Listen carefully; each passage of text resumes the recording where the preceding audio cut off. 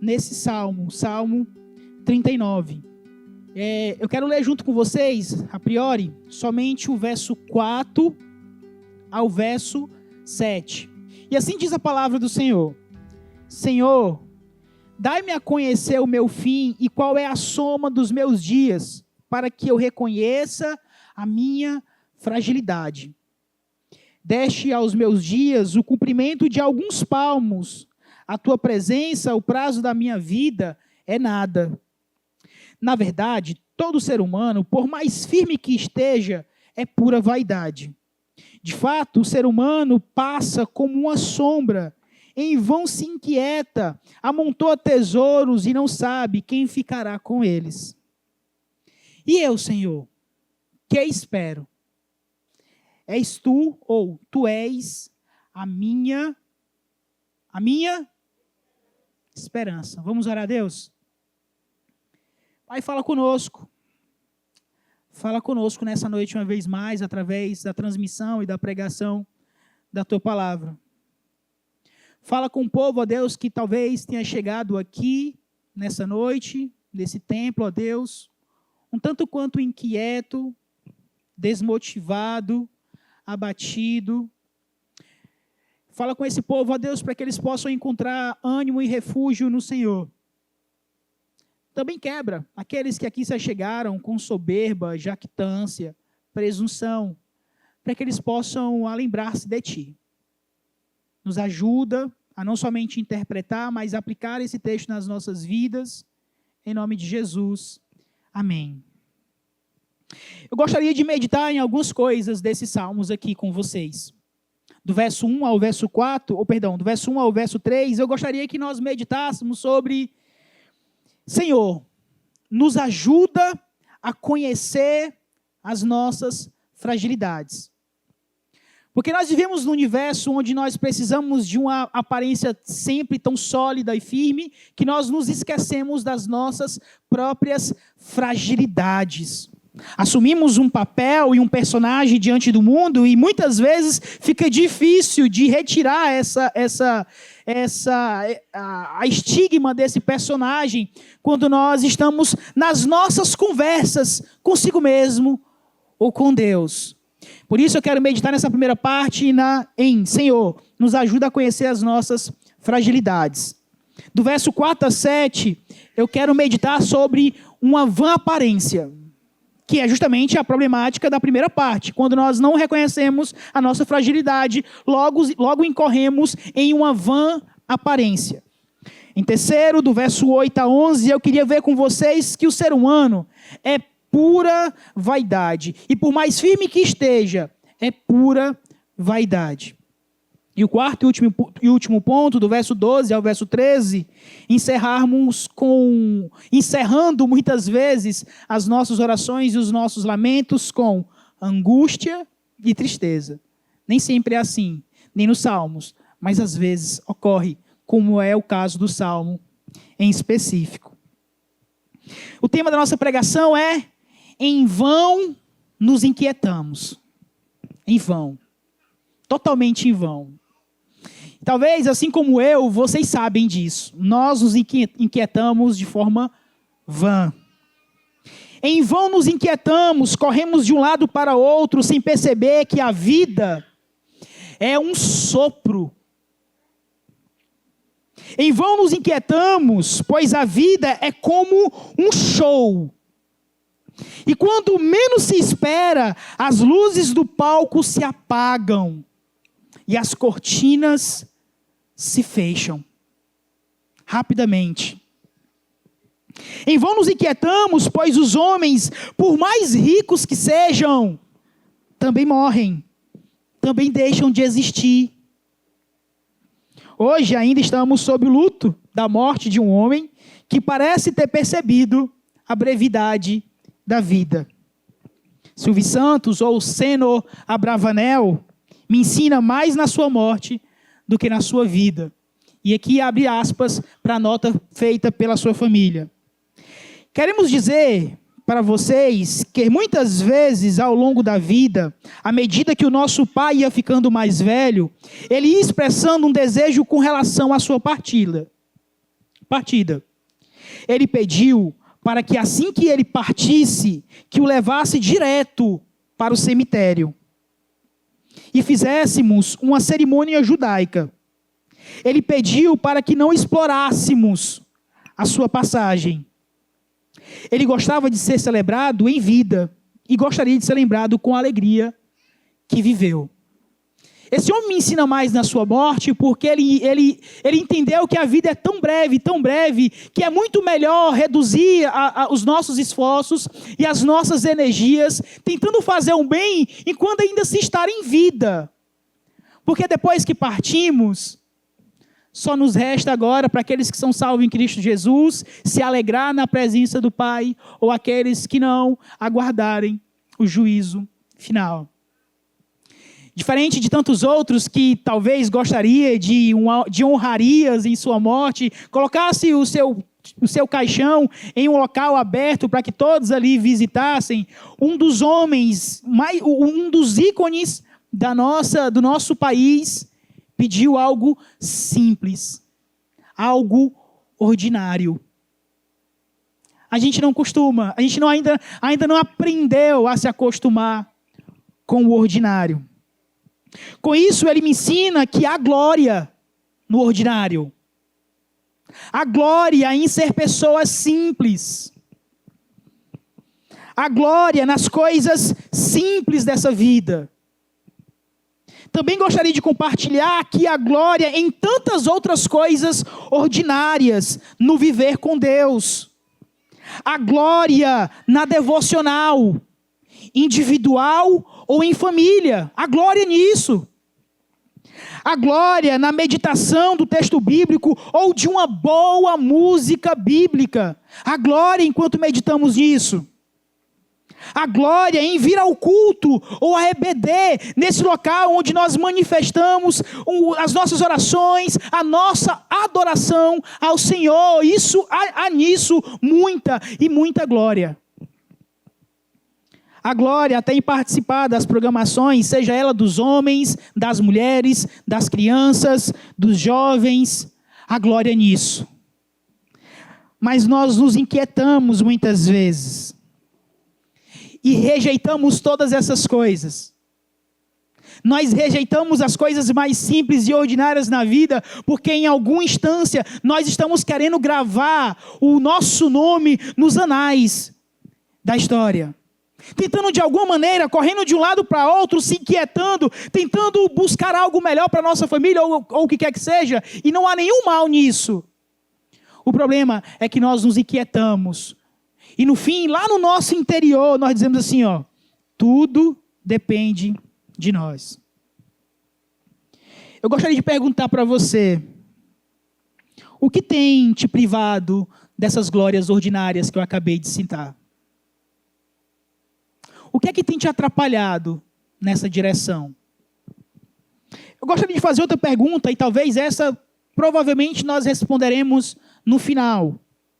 O que tem te deixado tão inquieto? Anota essa pergunta aí, se você tiver com papel e caneta, e tenta responder para você mesmo. O que tem te deixado tão inquieto?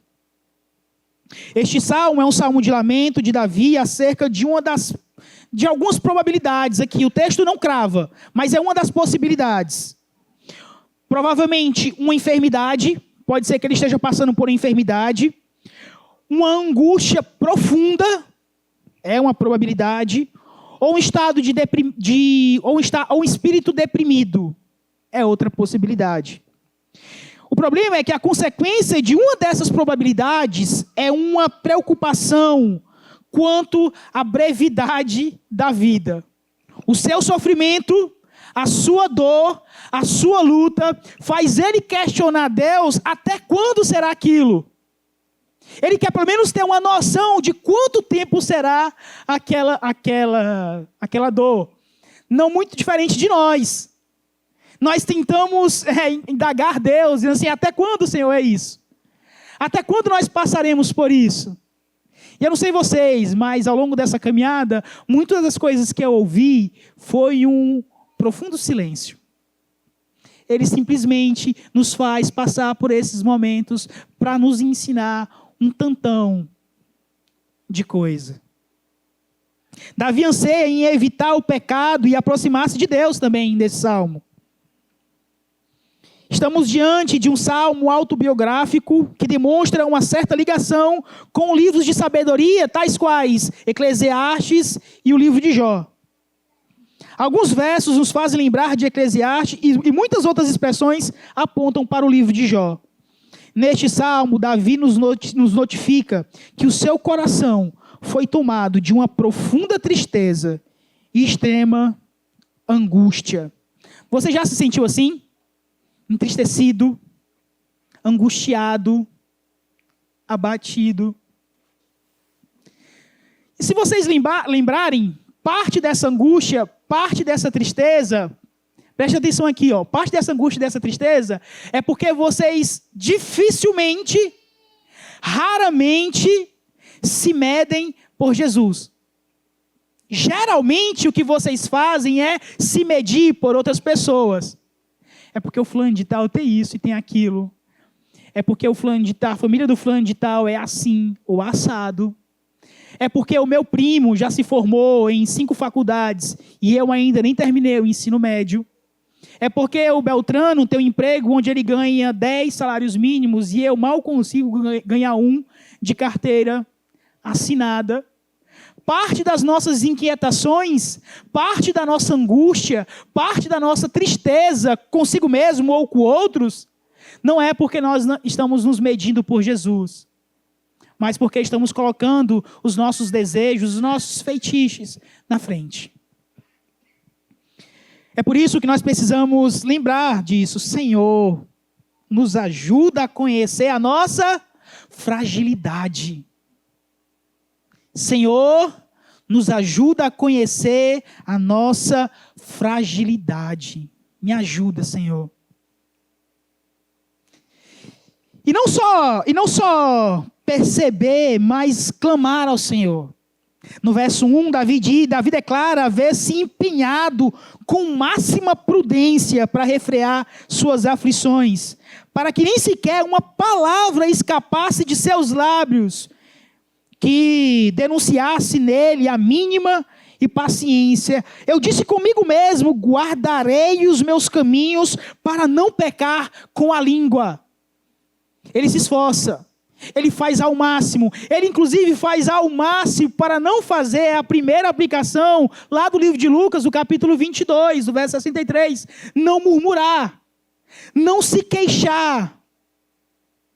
Ele se empenha ao máximo nessa direção, mesmo passando por aflição, mesmo passando por algum tipo de dificuldade que nós não sabemos ao certo qual é, mas ele se empenha, ele se esforça no verso 1.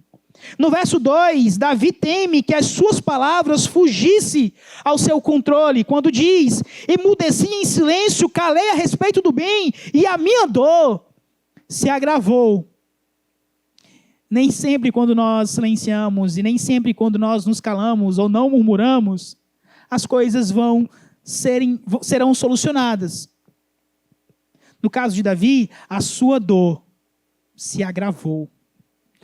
É tipo assim, ó, estava ruim, ficou um pouquinho pior. Mesmo se esforçando.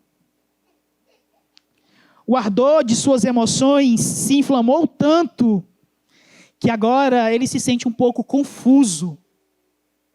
Foi tumultuoso aquele momento. Foi angustiante aquele momento para Davi. A tensão interior agora desemboca no discurso do verso 3, quando ele diz assim, ó: o coração me ardia no peito, enquanto eu meditava, um fogo se acendeu dentro de mim. Então eu disse em alta voz. O que eu acho interessante é que o salmista, na sua dor, no seu lamento, na sua tristeza, ele faz questão de pronunciar. Reconhecer as nossas fragilidades é conseguir colocar diante de Deus todas elas. É pronunciar, é verbalizar as nossas próprias fragilidades. Com tanta facilidade nós conseguimos fazer as nossas petições, em especial aquilo que mais desejamos. Mas dificilmente ou raramente nós conseguimos pronunciar as nossas fragilidades e dar nomes aos nossos pecados. E é tanta tolice, porque a gente no nosso subconsciente acha que está conseguindo esconder-se de Deus. Como assim? Deus sonda corações. Deus esquadrinha pensamentos. E conhece o que você vai falar antes mesmo de você pronunciar. Davi não. Davi faz questão de dizer em alta voz qual é a sua problemática, reconhecendo a sua fragilidade. O verso 3 nos ensina que quanto mais energicamente alguém exerce obediência para com Deus e emprega todos os seus esforços para progredir no exercício da paciência, mais intensamente se vê afligido por tentações. Quando a gente era do mundo, a gente fazia coisas erradas e, não existia um crivo de certo ou errado. E é interessante como o mundo tem a capacidade até de aplaudir muitas coisas que a gente faz errado e chamar até de bonito. Mas quando o Senhor vem e endireita os nossos caminhos, aplaneia o terreno da nossa caminhada, aí a gente pensa assim, pronto, agora as coisas vão ficar mais fáceis. Mas não fica. E quanto mais você progride, tanto mais você cresce no conhecimento de Deus, da palavra de Deus, mais tensões nós enfrentamos. E aí, Davi nos ensina que isso acontece, que nós precisamos nos colocar diante de Deus no dia dessa angústia. Nós precisamos descansar diante de Deus quando nós nos sentirmos afligidos. Nós precisamos descansar diante de Deus quando nos sentirmos abatidos diante das circunstâncias de nossa vida. Lembrando da seguinte coisa: você não pode acrescentar nem sequer um côvado na sua caminhada. Eu acho que eu já cheguei a falar aqui em outros momentos, sobre quanto nós desejamos que as coisas sejam rápidas, porque o mundo nos impõe isso, tudo precisa ser muito rápido, a gente tem dificuldade de esperar. O problema é que isso acaba se demonstrando também na esfera espiritual, quando nós desejamos que Deus faça as coisas para a gente rápida ou instantaneamente. E no reino de Deus, não é assim. No reino de Deus, as coisas não acontecem dessa maneira. E é por isso que nós precisamos colocar diante de Deus pronunciar, verbalizar todas as nossas fragilidades. Porque o Senhor ouve as nossas orações. O Senhor atende às nossas petições. Do verso 1 ao verso 3, falando-se sobre isso, o Senhor nos ajuda a conhecer a nossa fragilidade. O homem ou a mulher, o cristão, o fiel, deve realmente revestir-se de moderação que o leva a refrear a sua língua, a qual é demasiadamente propensa a conduzir ao erro. Nós falamos no culto de quarta-feira sobre isso. O quanto é prejudicial um homem ou uma mulher que não sabe refrear a sua própria língua. Isso é um mal terrível, porque os danos causados, muitas vezes, chegam a quase ser irreparáveis. Porque muitas vezes, aquele que falou, geralmente esquece. Mas aquele que ouviu, se não tiver a sua mente centrada, o seu coração, se não pôr em prática aquilo que nós falamos no domingo passado, segue sendo escravo dessas falas, muitas vezes, por anos, sofrendo com aquilo que ouviu outrora. Porque muitas vezes, muitos de nós não conseguem refrear a língua. Mais do que isso, não consegue temperá-las, não consegue ser seletivo em suas palavras. e acabam se valendo de palavrões, muitas vezes. Que desperdício de tempo, que desperdício de energia, que desperdício de fala. Nós precisamos colocar nos nossos corações esses primeiros versos do Salmo aqui, dizendo assim: Senhor, me ajuda a guardar os meus caminhos, para não pecar com a língua. Nos ajuda. Tiago, no capítulo 3, verso 5, diz: assim também a língua é pequeno órgão que se gaba de grandes coisas. Veja como uma fagulha incendeia grande floresta. Assim também é a língua. Uma palavra. Com uma palavra, nós muitas vezes geramos uma certa tensão no nosso casamento. Uma só palavra é suficiente. Uma só palavra é suficiente para desmotivar os nossos filhos e lançá-los para baixo. Uma palavra impensada no momento de raiva é o suficiente. Tenhamos cuidado, meus irmãos. A gente muitas vezes liga o modo sincerão, né? Quando é geralmente para acusar as outras pessoas, precisamos também ligar o modo sincerão quando estivermos diante do Senhor e pronunciar cada um dos nossos pecados. Seja ele a murmuração, seja ele a mentira, seja ele o adultério, seja ele o roubo, seja ele o que for. Precisamos, Senhor, me ajuda a lutar contra esse pecado aqui. O nome dele é esse. Isso vai nos ajudar muito nessa busca de ajuda, ou pelo menos de como lidar com as nossas fragilidades. No verso 4 a 7, nós vemos a continuação daquilo que Davi fala no verso 3. Eu disse em alta voz, eu disse o quê? Senhor, dá-me a conhecer o meu fim e qual é a soma dos meus dias, para que eu reconheça a minha fragilidade. Porque deste aos meus dias o cumprimento de alguns palmos, a tua presença, o prazo da minha vida é nada. O verso 4 é quase um retrato falado de nós mesmos. Pois somos tendenciosos a questionar muitas vezes a sabedoria de Deus, sua justiça. E geralmente isso ocorre quando nós passamos por algum tipo de dificuldade, ou quando estamos sobre a iminência da morte. Seja nós mesmos, ou seja um parente nosso. Quando o filho fica adoentado, quem tem filho pequeno sabe aqui, né? E aqueles que não têm filho pequeno, um dia tiveram, né? Eles já estão grandes, mas vocês já tiveram filhos pequenos. E é terrível, sim ou não? A gente questiona a justiça de Deus. A gente questiona a sua sabedoria. Quando se trata dos nossos parentes, em especial de primeiro grau, nosso pai, nossa mãe, nosso irmão, quando se trata do nosso cônjuge,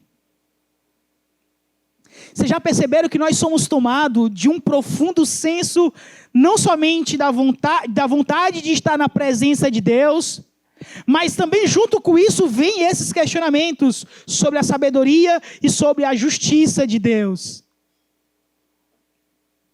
Vocês vão concordar comigo. Às vezes, nos sentimos até mais crentes diante dessa realidade, sim ou não? É porque há no nosso ser um senso de necessidade. Fujam desse questionamento, mas se apeguem à ideia de necessidade, de saber que você pode recorrer ao Senhor. Mas, por favor, não só nesses momentos, mas em todos os outros da vida de vocês. No verso 5, o salmista fala sobre a brevidade da vida. E essa brevidade da vida do salmista é transmitida através da menor medida do contexto hebraico. Um palmo. Um palmo. E diz assim, ó, alguns palmos, Senhor. Deste aos meus dias o cumprimento de alguns palmos. Parece que ele está sobre essa iminência de morte. Ele está com medo da morte. Você já sentiu, você já olhou na carranca da morte assim? Você já teve doente assim que você disse assim, caramba, dessa aqui eu não passo não. Um acidente de moto, uma enfermidade de larga escala, enfim. A gente se volta para o Senhor e a gente começa a ansiar diante do Senhor assim, Senhor, ainda tenho mais quanto tempo de vida? No verso 6, o salmista diz assim, ó, em vão se inquieta. Ou, diante dessas realidades, nós em vão nos inquietamos. Talvez algumas traduções aqui, do verso 5 ao verso 6, vai colocar 3 vezes assim, ó, na verdade, de novo, na verdade. A NA coloca apenas no verso 5 e no verso 6 ela muda, ela não bota na verdade, ela bota de fato. Mas essa é a grande verdade. O ser humano passa como uma sombra, rápido e em vão se inquieta. A gente se inquieta por coisas fúteis. O autor de Eclesiastes, no capítulo 5, verso 10, diz assim, ó, quem ama o dinheiro jamais se fartará de dinheiro. E quem ama a abundância nunca ficará satisfeito com o que ganha. E ele finaliza o verso 10 dizendo assim, ó, tudo isso é o quê? Vaidade. A gente corre atrás, nós nos debruçamos, nos envolvemos, perdemos noites de sono, correndo atrás de tudo isso, sem perceber que isso é um sopro, que a vida é muito rápido. Colocamos isso como prioridade em nossas vidas, nos esforçamos ao máximo para conquistar todas elas. E para mim, hoje um pouco mais velho, o grande absurdo, e orando muitas vezes como salmista nesse capítulo, e buscando diante de Deus muitas vezes as minhas fragilidades, eu descobri assim, ó, caramba, de fato, é vaidade. A gente anseia por conquistar tais coisas, e quando a gente conquista, é como se elas não fizessem mais sentido. Os homens aqui, verminosos de plantão, talvez vão lembrar assim, que um exemplo que muito se parece com isso, é as Master Ligas do videogame. O nosso desejo é vencer as competições, acumular o maior número de dinheiro para comprar novos jogadores. Até nós formarmos o nosso time com os melhores jogadores. E o que é que a gente faz? Vamos encerrar e vamos começar tudo de novo. Porque a alegria estava no processo de conquistar. Depois de conquistar, já não tem mais graça. E assim também são talvez as mulheres em outras áreas de suas vidas. Anseiam por algo, oram ao Senhor, buscam, intercedem. E quando recebem em suas mãos, percebem que tudo é vaidade, futilidade. Que terrível.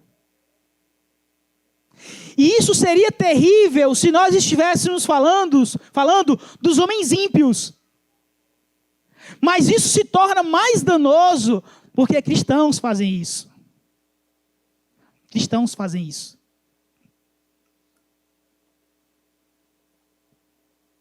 Correm loucamente. Gastam energia, gastam saúde, gastam dinheiro, gastam tudo. Eu gosto muito daquele cântico do cantor cristão, ou é do cantor cristão ou é do HCC 275. Perdoa-me, Senhor, se não vivi para te servir. Porque uma das maiores futilidades da vida E um dos maiores, e um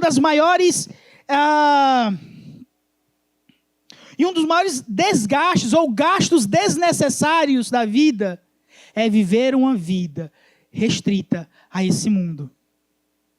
Porque, como eu falei lá no início, daqui a pouco o show acaba. Talvez muitos de vocês já devem ter enfrentado assim: ah, mas tu é só cristão, tu está perdendo a tua vida, tu está jogando fora a tua vida. Para isso é uma máxima para eles. A pergunta que nós devemos fazer aqui é: a vida se restringe a essa realidade? Sim ou não? Não. A vida não se restringe só a essa realidade. Existe uma realidade por vir. Então eu prefiro infinitamente mais perder os holofotes, a fama, o reconhecimento dessa vida e estar com Cristo, do que ter tudo isso nessa vida e me perder do Senhor. Seria verdade o que eles falam que seria perca de tempo, se a vida fosse somente aqui, mas não é. Ela não é somente aqui. Nós ainda prestaremos as contas com aquele que é o autor e consumador da nossa fé, da nossa vida. Não vai valer a pena correr em vão aqui. Não vai. Deixa eu te ajudar. Você está perdendo tempo. Muito tempo. Pastor, meu sonho era ir para a África. Eu tropecei numa pedra e não conseguia. Eu queria ser missionário lá. Pastor, eu queria ir no Amazonas. Eu perdi o ônibus e deixei de ser missionário. Eu queria pregar para multidões. Eu queria, sabe, às vezes, enquanto cristãos, nós temos alguns sonhos que são fúteis. Nessa noite, pode ter gente que está nos visitando aqui pela primeira vez e precisaria somente de uma palavra sua, de conforto, de abraço, de consolo, de incentivo. Desejamos, nos esforçamos, planejamos, nos estruturamos para conquistar o mundo. Mas esquecemos daqueles que tanto necessitam e carecem da palavra de Deus. E dizemos para o mundo assim: olha, Cristo é tudo que temos. Cristo é tudo que somos. Cristo é a coisa mais importante da minha vida. Mas eu restringo a minha caminhada com Ele a um domingo à noite. Não adianta você criar justificativas. As suas atitudes, elas revelam como está a sua caminhada. O verso 6 nos mostra que é insensatez atormentar-se com incessantes e infrutíferas preocupações, que não tem nenhum objetivo definido. Ou pior, não tem limite. Não tem. Você sempre quer mais. Você sempre anseia por mais. Você sempre deseja mais. Mas quando chega no verso 7, parece que o texto dá uma guinada. Parece que no verso 7 o salmista encontrou algum amparo e algum consolo. E eu, Senhor, o que espero? Aí ele responde para si mesmo: és tu, a minha...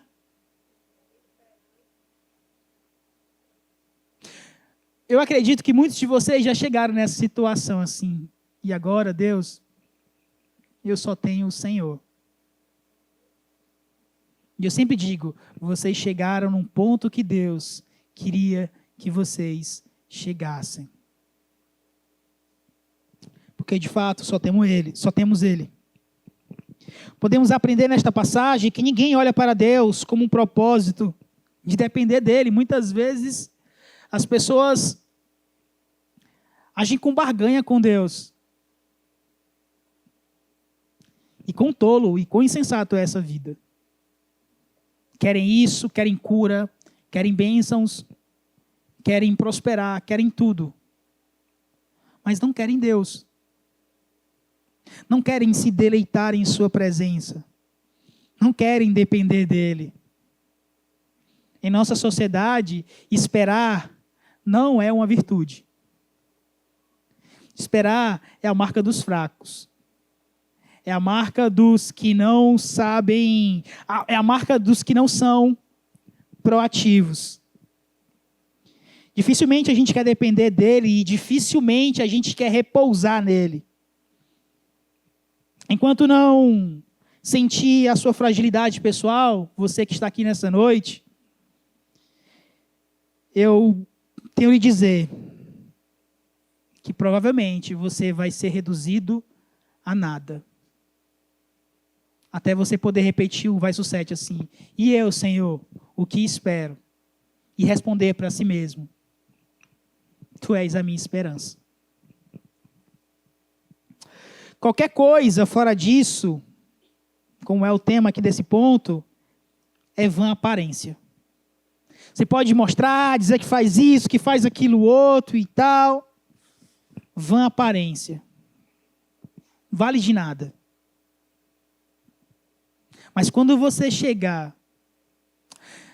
As pessoas que estão nos visitando aqui talvez não saibam, nunca compareceu a uma assembleia, mas na nossa igreja nós praticamos a disciplina bíblica, onde nós instruímos e exortamos o irmão na primeira vez que ele é pego em algum pecado, nós o corrigimos pela segunda vez agora com o amparo de testemunhas, e nós corrigimos uma terceira vez diante de toda a igreja.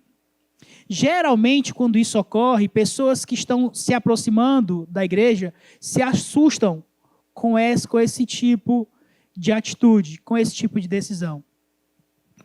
Mas para mim, quando esse ponto chega na última instância, que é a igreja, é como se esse indivíduo estivesse aqui, sendo reduzido a nada. Porque agora a vergonha pública de suas fragilidades e fraqueza o leva a dizer assim, eu só tenho agora o Senhor. Eu não consigo mais me esconder na minha vã aparência. Eu não consigo mais me esconder naquilo que eu construí como persona. Mas você também não precisa passar pela vergonha pública. Você pode vir aqui hoje e dizer assim, Senhor, eu não tenho nada, eu só tenho o Senhor. Você pode confessar ao Senhor os seus pecados e as suas fragilidades. Ou seja, não há nenhum antídoto mais qualificado para capacitar-nos a situar-nos acima de todas as desnecessárias preocupações do que o reconhecimento de que o breve período de nossa vida, por assim dizer, é apenas um sopro, um palmo. E diante dessa realidade, nós precisamos responder assim uma pergunta, o que é que eu estou fazendo da minha vida? O que é que você está fazendo da sua vida? Se você já conseguiu responder o que é que te inquieta, agora responde aqui para mim, para que é que você está vivendo essa vida? Quais são os seus objetivos? Como nós falamos hoje pela manhã, estudando sobre teologia bíblica, isso vai dizer muito sobre como você interpreta a sua Bíblia. A resposta para essa pergunta, o que você está fazendo da sua vida, vai dizer como você interpreta a sua Bíblia. Quais são suas motivações, qual é o fim último dos seus projetos. Vai dizer muito de como você lê, ou se é que lê, a sua Bíblia. Porque todas as coisas, ou todos os nossos projetos, devem culminar unicamente na manifestação da glória de Deus na pessoa de Jesus Cristo, que morreu e ressuscitou pelos nossos pecados. Qualquer coisa fora disso é correr em vão. É esforço desnecessário. O autor de Eclesiastes, pensando nessa realidade, diz assim, porque o mesmo que acontece com os filhos dos homens, acontece com os animais. Como morre um, assim morre o outro. Todos têm o mesmo fôlego de vida. E o ser humano não tem nenhuma vantagem sobre os animais. Deixa eu ver se você sabe qual é o final. Porque tudo é vaidade. Você sabe o que é que vão fazer com a fortuna que você está juntando agora? Você sabe quem é que vai gastar o dinheiro de vocês? Quando vocês deitarem à sepultura e vocês estão aqui correndo de uma ponta a outra, tentando acumular coisas, você sabe quem é que vai gastar?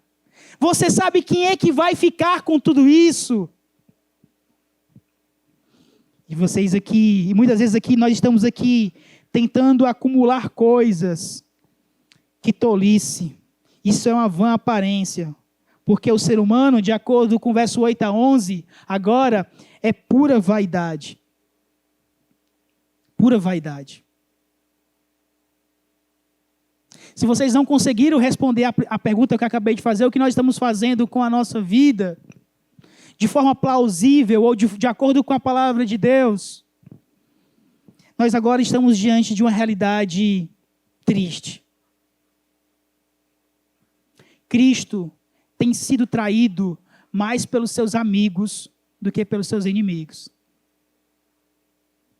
Pessoas que arrogam para si o título de cristão, que dizem servir a Deus,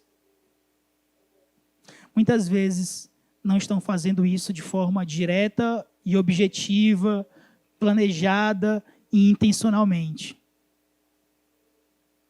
Isso é um perigo gigantesco. Porque quem causa, inclusive, mais feridas, se é que podemos dizer assim, a Cristo, são seus amigos, mais do que os seus inimigos. Quem o traiu e abandonou, como nós vimos no livro de Lucas, foram os seus amigos, aqueles que estavam próximo a ele. E que tolice viver uma vida sem ser para servir ao Senhor. Eu tenho uma triste notícia. Quando chega no verso 8, ele diz assim, livra-me de todas as minhas iniquidades. Não permita que os insensatos zombem de mim.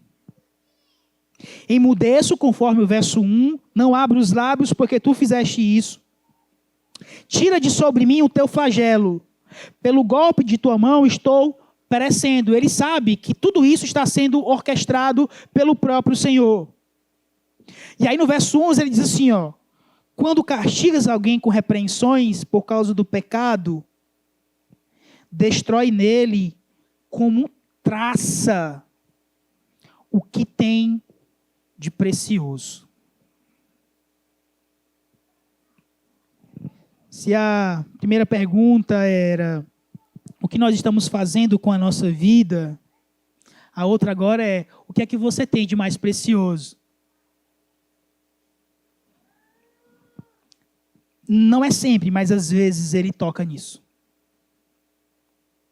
E ele faz destruir como uma traça. Parece que ao longo da nossa jornada o Senhor quer nos ensinar assim, o que é que você tem de mais precioso? Se o que você tem de mais precioso não é a mim, então, se Ele de fato te chamou e te vocacionou para uma nova vida em Cristo, é provável que Ele vai esmiuçar esse seu ídolo e torná-lo em nada, em pó. Muitos de nós, apegados a essas coisas que temos de tão preciosa, muitos de nós, apegados a esses ídolos, agimos com soberba para com Deus.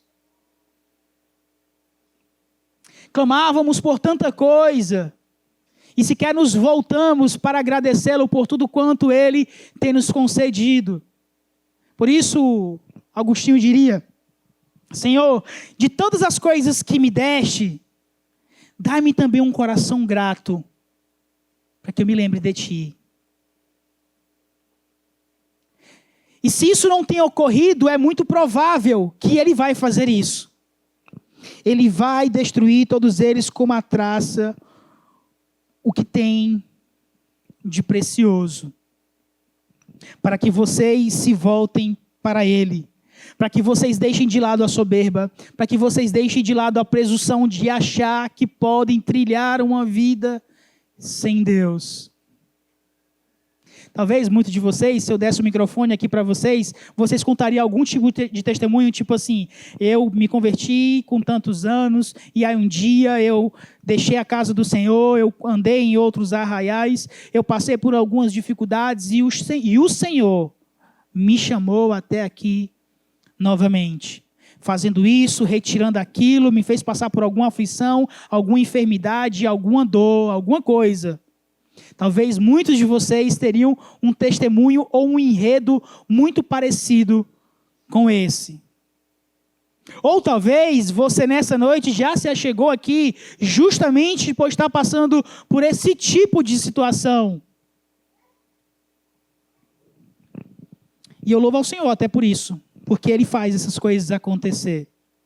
Para que você coloque de lado a sua soberba, a sua presunção e a sua jactância. A terapia para o soberbo é um senso contínuo da ira de Deus. A terapia para o soberbo, tá, irmãos? É para os soberbos. Não é uma terapia para o aflito, não. Uma terapia para o aflito é a graça de Deus. Mas a terapia para o soberbo é um senso contínuo da ira de Deus. Durante esse processo, os homens não só se sentem insatisfeitos consigo mesmos. Enquanto Deus vai retirando esse pus do nosso interior, essa jactância, enquanto o Senhor vai nos curando ao longo da jornada, Ele não só nos deixa insatisfeitos com nós mesmos, mas também nos humilha até ao pó. Até nos colocarmos diante dele com o rosto prostrado em terra. E louvado seja o Senhor por isso. Que mesmo diante dessas aflições, nos leva para próximo de si mesmo. Eu considero isso como uma dádiva e como um presente. Não como uma dor. Não como o caso de um Deus injusto. Pelo contrário, Ele mostra a sua bondade. Porque Ele não somente nos proporciona, mas também nos dá o escape, nos dá a saída. Mas ainda que Ele não nos conceda o escape, e ainda que Ele não nos conceda a saída, Ele nos concede o refrigério de nossa alma. Por fim, no verso 12 e 13, encerrando com angústia e tristeza, algumas vezes nós vamos chegar com esse espírito abatido diante do Senhor. E algumas vezes nós vamos sair dali com os nossos corações aquecidos e felizes. Mas outras vezes não. Pode acontecer. E foi isso que aconteceu com o salmista. Mesmo nós nos deparando com o verso 7, ele encerra a sua oração dizendo assim, desvia de mim o olhar para que eu tome alento, antes que eu passe e deixe de existir. Jó, muitas vezes, não com essas palavras, mas pronuncia esse tipo de oração. Senhor, se continuar dessa maneira, eu vou deixar de existir. Senhor, eu posso morrer. E aqui, gente, não é uma ironia. Não é. Davi não está sendo irônico. Mesmo guardando os seus lábios, mesmo reconhecendo que tudo é vaidade, mesmo reconhecendo a sua fragilidade, mesmo reconhecendo que em vão se inquieta, mesmo reconhecendo que o Senhor é a sua esperança, ele ainda finaliza o salmo diante de profunda angústia. E ele ainda acha que a morte é algo iminente. Mesmo diante dessas realidades, ele ainda encerra a oração com profunda tristeza. E nós não devemos nos surpreender com a atitude de Davi. que mesmo criteriosamente, tentando restringir os dilemas interiores, como nós muitas vezes fazemos, ainda assim, a ocasião lhe causou inquietude e angústia, o conduzindo a uma profunda tristeza. Existe um personagem, lá em Lucas, no capítulo 22, e verso 42, que está passando por um momento de angústia e de uma tristeza profunda. Esse mesmo personagem reconhece a brevidade e sabe que a sua morte é iminente. Ele se achega diante do Senhor, no Monte das Oliveiras, e faz uma oração. E o contexto da sua oração é esse aqui, ó. Pai, se queres, afasta de mim este cálice. Contudo, não se faça a minha vontade, mas sim a tua. Ele se levanta, vai até os discípulos, eles estão dormindo, e ele dá continuidade em tudo aquilo que nós já vimos no capítulo 22. Davi pode não ter mostrado tanta fortaleza neste salmo. E é provável que a gente percorra mais alguns anos relembrando a importância e as virtudes do grande Silvio Santos. Mas nenhum deles, nem de longe, se compara com o autor e consumador da nossa fé. Nenhum deles se compara com o Cristo ao qual nós servimos. É Ele que deve ser aquilo que nós temos de mais precioso nessa vida. Pais, adultos, eu sei que vocês são cheios de atividades. E eu sei que vocês muitas vezes se encontram inquietos. Mas esse mesmo Jesus diz assim, ó, lance sobre mim as preocupações de vocês. Vamos trocar aqui o fardo, porque o meu fardo é leve. Jovens, nós vemos assim É engraçado como as coisas mudam, né? E aqui a minha fala não é que eu estou dizendo que a minha geração é melhor do que essa. Pelo contrário, eu tenho a convicção que a minha geração era pior do que as dos jovens agora, bem pior. Mas na geração passada, e aqui eu tive o privilégio de ver alguns jovens que cresceram aqui, e era legal. Inclusive, essa semana eu fiz alguns exercícios de olhar algumas fotos do passado, e é interessantíssimo como parte da minha vida está aqui nessa igreja aqui, e aí eu vi tanta gente, que a gente fazia tanta coisa, e era legal, porque a gente estava sempre envolvido junto com os jovens. Parece que essa coisa de inquietude e correria ficava mais para os adultos, mas é incrível como isso é uma traça que corrói não somente os adultos agora, mas também os adolescentes, os jovens. Quando nós procuramos sempre, não, pastor, muita correria, muita dificuldade, só sabe como é que é? Sei sim. E como sei? Mas às vezes essa falta de interação, provavelmente, tanto para os jovens quanto para os adultos, se dá porque pode ser que a gente não esteja enxergando aquilo que é mais precioso na nossa vida. Lembra que eu disse para vocês, há 2 pregações passadas, Jesus nunca gastou o seu tempo de forma vã.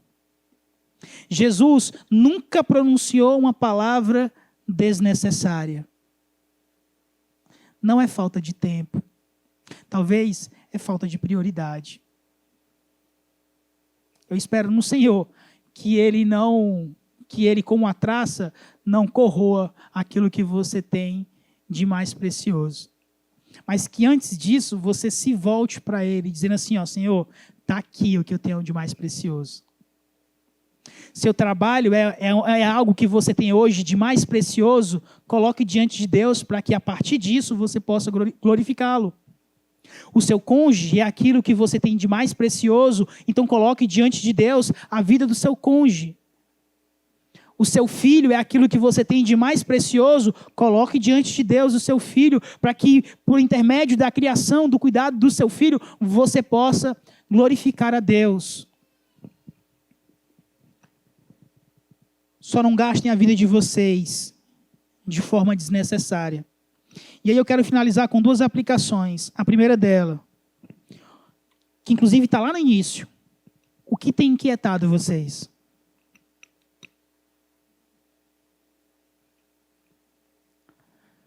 Na geração passada, nós nos conformávamos com poucas coisas.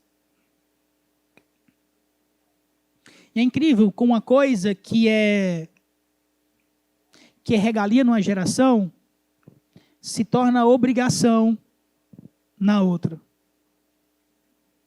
Na geração passada, era regalia ter um carro. Hoje em dia é obrigação. Na geração passada, o que se esperava de um pretendente a casamento do seu filho ou da sua filha era um caráter ilibado, uma postura correta diante da sociedade. Hoje não. Hoje tem que ter um concurso.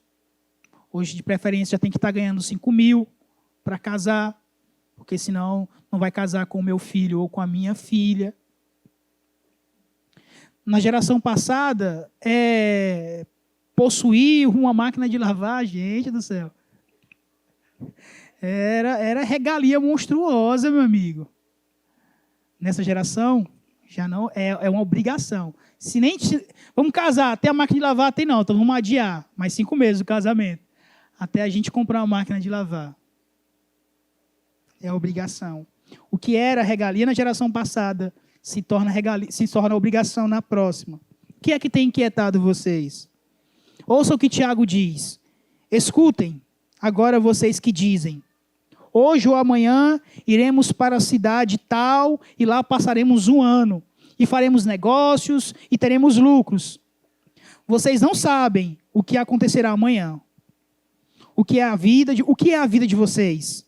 Vocês não passam de neblina que aparece por um instante e logo se dissipa.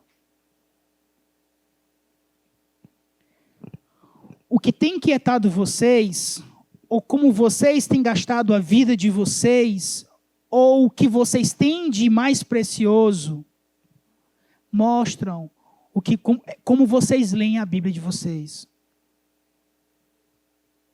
Só mostra, só reflete. Eu sei que nas conversas de vocês anseiam por uma igreja forte, por uma igreja vigorosa, por uma igreja missionária, por uma igreja contente. E eu sei que Deus pode fazer isso se Ele quiser. Mas pasmem vocês, Ele quer contar com a gente. Vocês aí, andando inquietos com todas as outras coisas, interessantíssimo, vocês anseiam por coisas grandiosas, que essas coisas grandiosas na igreja aconteçam da noite para o dia. Jesus diz assim para os fariseus, vocês colocam um peso um fardo sobre os ombros dos outros, mas vocês não são capazes de mover ou mexer um só dedo. O Senhor quer contar com cada um de vocês. Ele só quer que vocês lancem diante dele as inquietações de vocês. Não no sentido de que ele vai responder todas elas, mas é porque a graça e a alegria de estar na presença do Senhor. A graça e a alegria de viver o ordinário de Deus. Segunda coisa, vocês, na verdade, o final do versículo e a segunda aplicação. Vocês são como neblina. O que é que você está disposto a deixar como legado? O que é que você está disposto a deixar de legado para o seu filho? Se você puder deixar posses para o seu filho, deixe. Se você puder deixar uma boa educação para os seus filhos, deixe também. Isso é bênção. Deus te concedeu isso, abençoe os seus filhos. Mas nada diante do Senhor é mais precioso do que repassarmos para os nossos filhos uma fé maiúscula, de trocar com eles experiências de quem nós éramos no passado e quem nós nos tornamos em Cristo Jesus. É poder dizer assim, é poder dizer com segurança assim, ó, os pais assim que se tornaram crentes depois de velhos, sempre quando chega nas partes negativas diante dos filhos, o que é que eles dizem? É porque essa parte era quando eu era descrente. É vocês poderem dizer isso com segurança, assim. Alguns rostinhos aqui sorrindo aqui. Não, peraí. Isso aqui aconteceu, mas é porque quando eu era descrente. E poder compartilhar assim, ó, mas eu fui alcançado pela essa graça. E desde então, tenho vivido com alegria diante do Senhor, transmitido a tanto quanto é possível. E aí, se eles não quiserem seguir, é uma opção que eles têm. Mas vocês, ao menos, transmitiram isso. Vocês são como a neblina. Em vez disso, deveriam dizer, se Deus quiser, que é a continuação de Tiago 4, 15 a 17, não só viveremos, como também faremos isto ou aquilo. Agora, entretanto, vocês se orgulham das suas arrogantes pretensões. Todo orgulho semelhante a esse é mau. Conclusão, prestem atenção aqui, que é o final do verso 17. Que tem um caráter conclusivo aqui com a conjunção. Portanto, aquele que sabe o que deve fazer, ou que sabe que deve fazer o bem, e não faz, vou repetir aqui. Portanto, aquele que sabe que deve fazer o bem e não faz, nisso está pecando. Nisso está pecando. Que o Senhor nos ajude as nossas lutas constantes contra as inquietações dessa vida. Nos guiando, nos fortalecendo, para que possamos lançar diante dele todos os nossos medos, todas as nossas angústias e as nossas aflições. E ainda que estejamos passando por isso, que não, essa palavra chegou agora, rapaz, no final do culto, não desperdicemos as nossas vidas de modo fugaz ou aleatório. Baixe a cabeça, vamos orar a Deus.